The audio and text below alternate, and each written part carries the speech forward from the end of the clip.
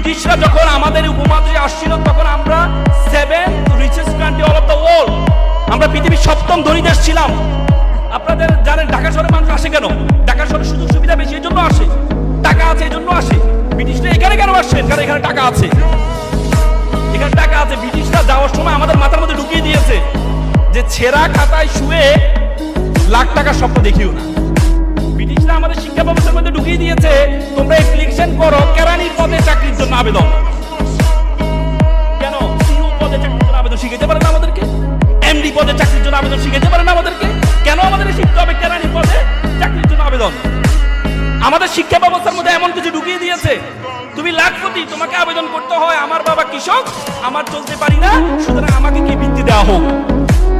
মিথ্যা থেকে শুরু করেছে তোমাকে শিক্ষা। ছোটবেলা হাতি মাটির ডিম, তারা মাঠে মাঠে ডিম, এমন কোনো প্রাণী আছে?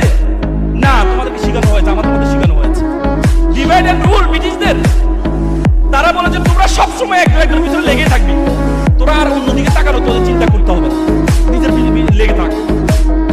এই জন্য দুই বাংলাকে ভাগ করে দিছে, কাশ্মীরকে ভাগ করে দিছে, দুই পাঞ্জাবকে ভাগ করে দিছে।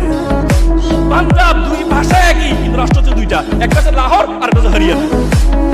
কাশ্মীর একটা জম্মু কাশ্মীর আর একটা আজাদ কাশ্মীর ভাগ করে দিচ্ছে। বাংলা পশ্চিম বাংলা, পূর্ব বাংলা ভাগ করে দিচ্ছে, যে তোরা তোদের পিছনে লেগে থাক।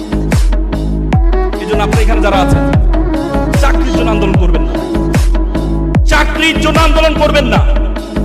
আল্লাহ তাআলা আপনাকে অনর্থক সৃষ্টি করে নাই, আল্লাহ তাআলা আপনাকে অনর্থক সৃষ্টি করে নাই। উদ্যোক্তা হওয়ার স্বপ্ন